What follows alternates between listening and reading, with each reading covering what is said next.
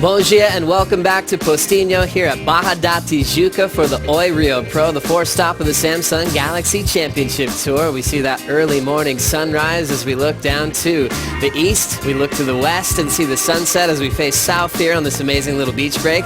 Thanks for joining us on the show. Joe Chappelle alongside 89 world champ Martin Potter. Morning, Potts. Bon dia, Joe. Bon dia. Big wave champ Pete Mel. How are you, my friend? Morning, Joe. Potts, everyone. Yeah, Pete. Checking the conditions early on Monday morning. Thanks for being with us on the show. Coming up on the show today, we're going to dive into the quarterfinal matchups on the women's side and check out the draw. Also going to be thinking about Felipe Toledo on his return to the tour after that tough injury that he suffered on the Gold Coast. Also a special moment, Hayden Shapes working with WSL Facebook Live. Heard from you to make a special board that maybe could end up in your hands. And then also we'll dive into what could happen later on today and get the official call on the morning. It's been really interesting, guys, just waiting through a couple of lay days. Everyone's been able to kind of check things out behind the scenes and kind of play the tourist role here in Rio, Potts. Well, I'll tell you what, there's no lack of things to do here in Rio, that's for sure. I mean, we've got, probably one of the most incredible coastlines you could ever imagine. I love, my personal favorite really is the cable car ride that was in that James Bond movie, so it's called Sugarloaf, but unbelievable part of the world. So many movies have been featured here. City of God, one of the all-time favorites. Yesterday, though, thinking about competition, Pete, it wasn't an official lay day. We ran 2 heats, and we quickly called it off to set up the women's quarterfinals. As we could tell, it was pretty challenging to get out of that mid-range zone as we think about the highlights. Yeah, it was a challenging day for all 4 of the women that had to compete yesterday.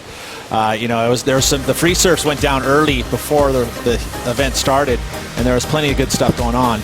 But then once it got going, it was waist high. It was a challenging day for competitors. So we saw Johanne Defay kick it off with Laura Enever in this one. Pete, what was the difference with Johanne Defay taking the win here?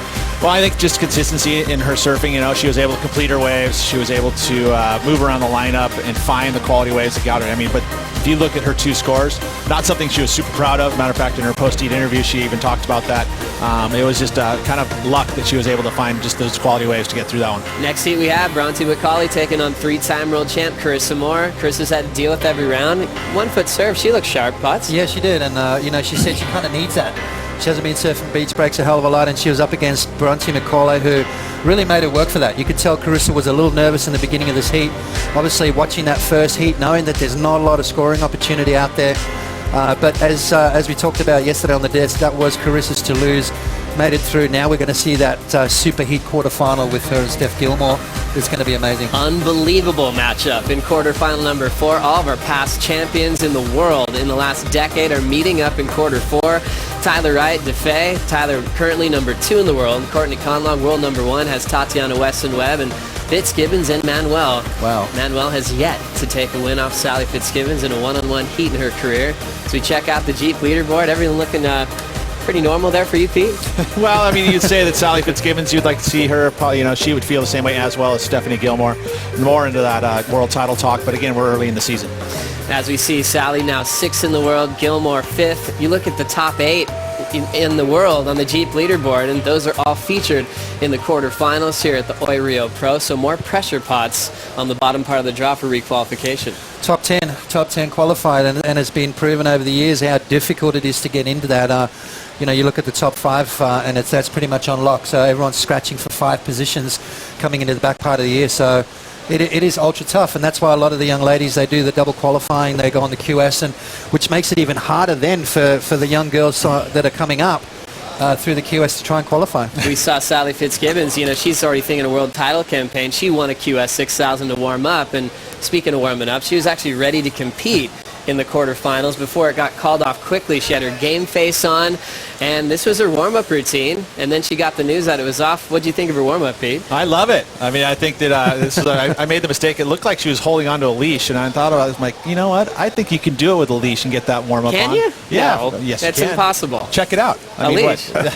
No. Why not? I mean, you got swivels on both ends. Wait, my God. Are you serious? No, that was my warm-up for Dawn Patrol. Look at that. Like a gazelle. Look at that footwork, Pete. Oh, wow.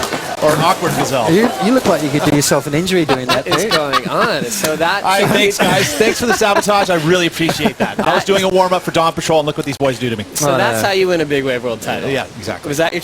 I think it needed a longer leash though. Yeah, that it was one like that. It's a little short.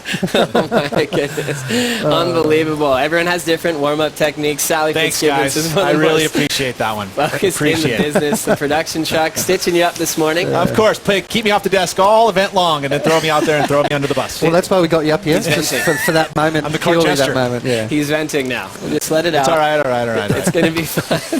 Still waiting for the official call of the day on Dawn Patrol. Much more, and that is coming up next here from the Oi Rio Pro Am.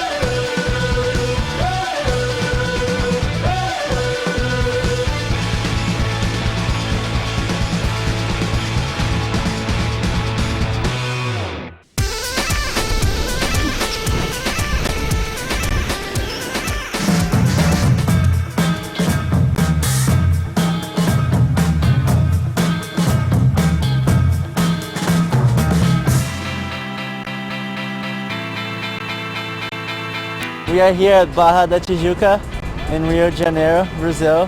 It's a pretty cool place, you know, it's a big city with a pretty mellow beach, and yeah, it's a fun way to surf. The wave is a beach break and it breaks everywhere, so it's pretty hard to predict where the wave is gonna break, and it's a pretty quick wave, which makes our job even harder, you know, to fit a couple fast turns or even just one big move. The major thing is the wind. You know, it's always hard to get the right wind. You know, every day changes, so you gotta be ready for everything.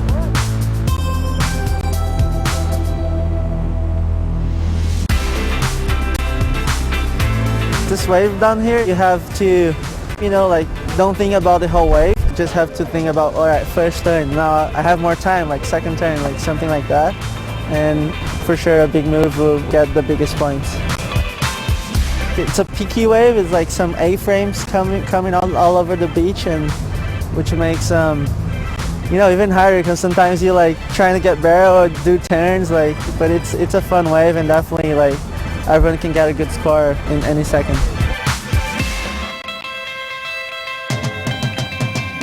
Surf here in Brazil, has a little bit of pressure, you know, because all the crowd is pretty crazy, you know, they always go like, yeah, you have to win, like, we're here to watch you, and that gives you a little bit of pressure, but at the same time, you really want to perform in front of your country, and they're really going to support you. That's amazing, you know, like, how crazy they are, how they're definitely the loudest and the craziest.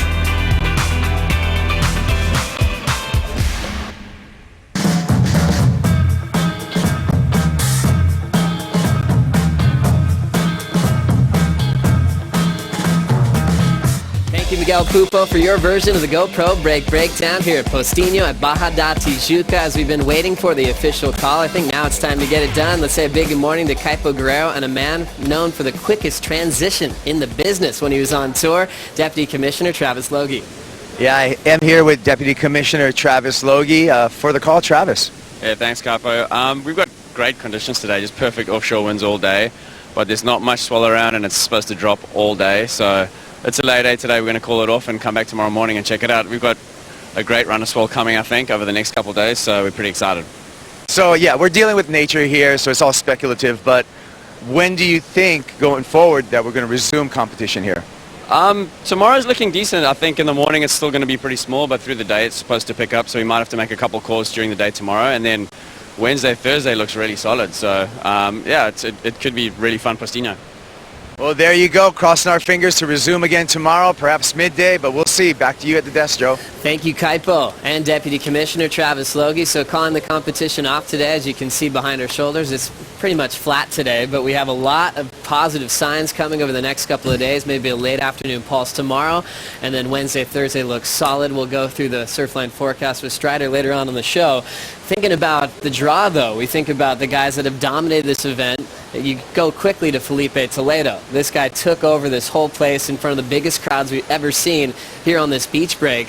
But he's coming back from an injury. That injury he suffered against Wilco in the quarters when he was still the man to beat in that contest, Potts. That he was. A couple of events off. He's back here in Rio. I've been on the same floor as him at the hotel, and without fail, every day he's there with his trainer and they're doing all the exercise. I've been having a little chat to him. He said, look, I'm pretty close to being at 100%, but not yet. So we're going to just see him getting better and better and better as this event goes on, as the year goes on. But definitely, I think even at 80%, this guy is still definitely one of the guys to beat. Really impressive to see Toledo when he takes over matchups with his spontaneous type of surfing. Pete, from what you saw on the other day of competition, he'd only surfed a few times. Is he looking really solid to take another win here, or is that a little bit of a big statement at this stage? I think it's a bit of a big statement personally, just because he's going to have to, self-admittedly, he's not 100%. He still feels a little twinge, so psychologically, you start trying to go for big airs like that, especially that's how you sustain the injury. I mean, he'll start looking at that kind of stuff. It's soft, pillowy kind of landing sections, those big airs to the flat spots. You kind of looked at me like you're like a little cross, like, wait a second here, dude. You think about it. But I feel like it's going to play a little role. I mean, we won't see him go for those big air to the flats, at least not until we start seeing if he gets into the quarters, semis, and finals. Then I start to see him push a little bit. But I mean, it's a long season, right? And ultimately, you want to see him compete the entire year. You re-injure it yourself, yep, you could be out for the whole season. Well, that's absolutely true. Right. Well, it's fun to watch. That was the opening round heat at Grumari that we saw him do that punt. But let's kind of just look back at the form from 2015. The Oi Rio Pro, he could make no mistakes. He got 10s along the way, big full rotations, and he became an absolute superstar in the globe. Maybe the best beach break surfer on tour with his performance, Potts, as we look back. Exactly. I mean, the air stuff is what sort of separates him from the rest of the pack, but what everyone forgets about too is that Felipe's been working a lot on his rail game, because for him, that was his weakness. That's what he was saying. Look, I need to get better on the rail. I need to have more power involved in my surfing. He's looking bigger and stronger than I reckon he's ever been. So take away the airs, I reckon he's still got enough game with that rail surfing to take out heats here and to move through. I don't know, maybe even to go on and win it. But even if you take away the air game, I think the kid's still got enough game to win events. And I totally agree with you. And I think that what's nice about that is that he can save it, right? So you ultimately start those first couple rounds, you get some 7s and 8s by using, not showing too much. And when you can always pull something out of your back pocket like he can, with the consistency that he can, ultimately, all those big heats, he's going to start winning. Really exciting to see him back on tour after having to miss 2 events in a row on the Australian leg of the tour. He's back. He's going to be a family man soon. His life is changing quickly. I mean, this guy put himself to number 2 in the world heading into the Pipe Masters. He really had the closest shot at taking a world title, battling with Fanning, when you really think about it, Potts. Yeah, exactly. And so he knows what it feels like. He knows what he needs to do to get there. And he had some stumbles along the way. I mean, he had some tough times at Cloudbreak and Chopu and stuff like that. So you know, if he's going to fix all that up, I think by those events he's going to be strong and healthy. His rail game's getting better, so I think, you know, don't underestimate, don't count him out. Well, think about his matchup for a moment. Round 3 is going to see Felipe Toledo take on the Italian wild card Leo Fioravante, who's taken down world champions every time he gets the call up. Pete Mel, will Leo take out Toledo in these conditions? I'm not going to say yes or no, but I'm going to tell you that he's going to give him a good heat. You know, okay. I mean, Felipe's going to be really strong. I mean, Leo is a. You're going to be like Strada and sit on the fence? Wow, calling me out straight away. Let me explain my view here. Okay, so Leo is going to not. He never backs down to a big heat. Yeah. He's very mature. He does not feel the pressure of those big heats. You know, and we've seen it against Kelly Slater. We've seen it, you know, time and time this year. So. He's not going to back down. So he's going to go out there with his game. He's going to stick to his game. Whether it's going to win or not over Felipe, it's, you know, I would say that it's going to be really tough, especially in the conditions that you have out there. I mean, Felipe, I feel like is going to be just too strong, but he's been taking heats out all year long. So you know, Leo's strong. Leo is strong. You know, don't get me wrong. The kid surfs a really, really smart heat. He's got the rail game. We haven't seen a lot of the air moves from him just yet. He's got him too, but. I still think Felipe is going to be just a little bit too strong. Really looking forward to it. I haven't seen a wild card come up so young on tour looking this comfortable and keeping that streak alive. Leo takes on Felipe Toledo. Coming up next on Dawn Patrol, Hayden Shapes got involved with WSL Facebook Live and listened to you on making a special board. That's coming up.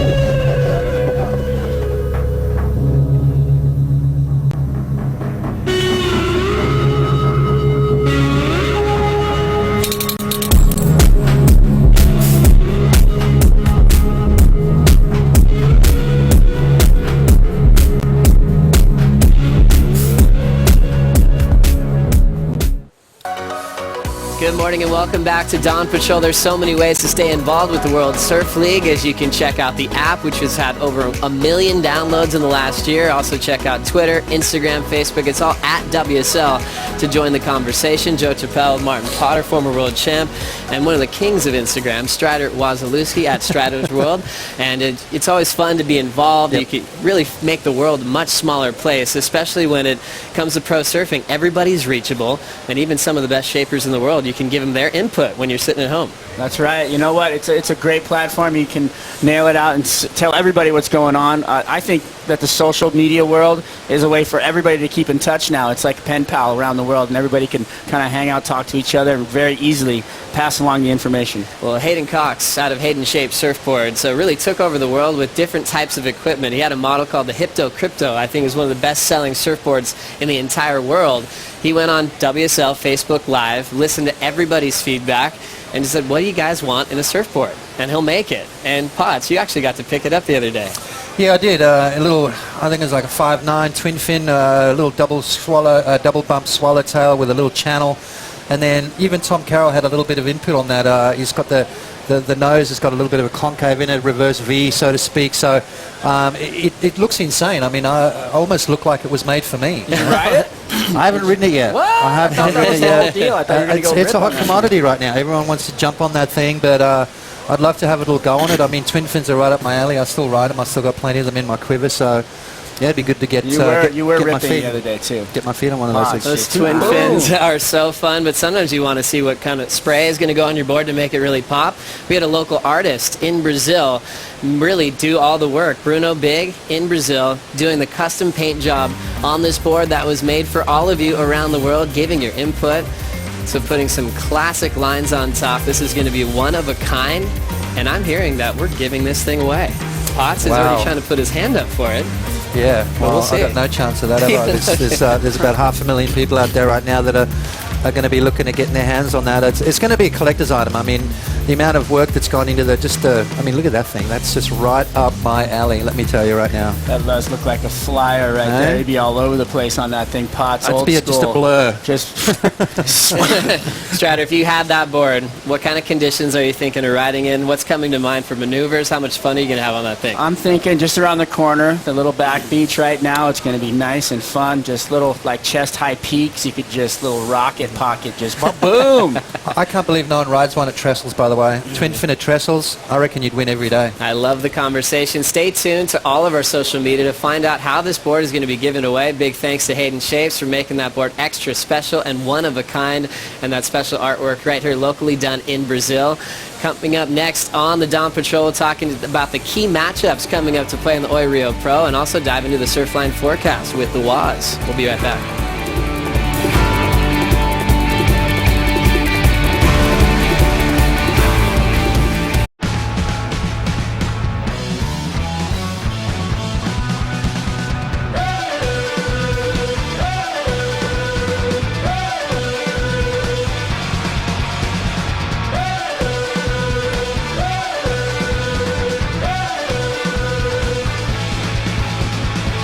With me out here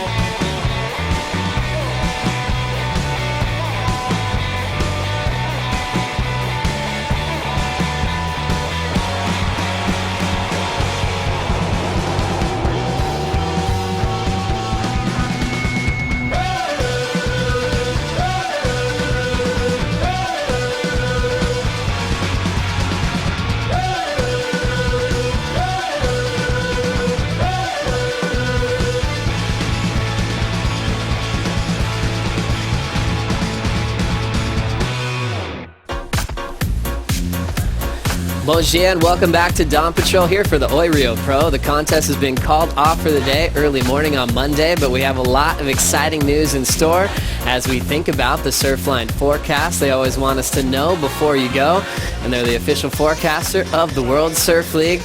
Joe Trappell, Martin Potter, Strider Wazalewski. Well, Waz, you've been taking a look at the maps. How are we looking for the rest of the waiting period? We're looking pretty good, actually. I think through tomorrow in the afternoon, it's going to bump up a little bit. We've got Wednesday, Thursday with some great swell on the way. Right now the winds are absolutely groomed and perfect. So as you can see on screen right there, strong south-southwest to south to develop through Tuesday through Thursday. So there's that swell I was talking about. Unfortunately today it's a little small, 1 to 2. Coming up in the afternoon though, a little bit of a 2 to 3 foot little roller. I think the waves will be fun this afternoon for the warm-ups, so everybody will be able to get their feet wet. And then tomorrow, Wednesday, Thursday, Friday. Look at those numbers. That's some solid surf right there. And we've seen this place light up when the waves come. It just has this mental cross barrel. You've got these slabs coming over the sandbar. They're super shallow, and you can just get these huge barrels spit out into airs. I hope we see some of that to finish this thing out, because it'd be great to have this thing finish out in perfect waves. 8 to 10 feet. Wow. That's stand-up barrel material, right? That's what I'm talking about, And it's Doc. heavy. Ah. We've seen some heavy wipeouts when it gets like that. Tons of broken boards. It completely changes its mood and its vibe. Remember, concussions have gone down. It's going to be pretty crazy. We'll see what happens in round 3. When we think about the third round, we saw that exciting matchup off the top, Felipe Toledo, Leo Fioravanti, but there's so much more. They're not really repeat heats that we're really that familiar with. A lot of new names. Italo Ferreira, Marco Fernandez. That's going to get the local crowd on their feet. Then you also look at some classics, Jordy Smith, Jack Freestone. Yep. That's going to be like a movie reel right there. Yeah. Yeah, that's going to be fireworks. But then in saying that, with the swell changing, it's going to be different. We might not see as many airs. We might see more of a tube riding fest, combination of turns. It's going to be good. There's a couple of guys on this draw here that are going to be ultra dangerous. We think about the barrels becoming a big table. Adriano de Souza has Lucas Silveira, world junior champ, against the world champ, the young gun against the guy on the top of the world, Strider. That's going to be one to watch. If the swell comes and the party happens, can you imagine? This kid is amazing in the barrel. He loves the bigger, juicier waves. But we've seen that man, De Souza, go ham out at Pipeline. He's charging. He loves the wedges. So, he's a world champion for a reason. That is going to be a really fun matchup. And like you said, having the Brazilians all together, watching that one, nobody's losing. So they're going to be pumped on the beach. To check out the draw, check out WorldSurfLeague.com. Remember, join social media to see when the Hayden Shade board will be given away. And we'll be back tomorrow for Dawn Patrol. We'll see you then.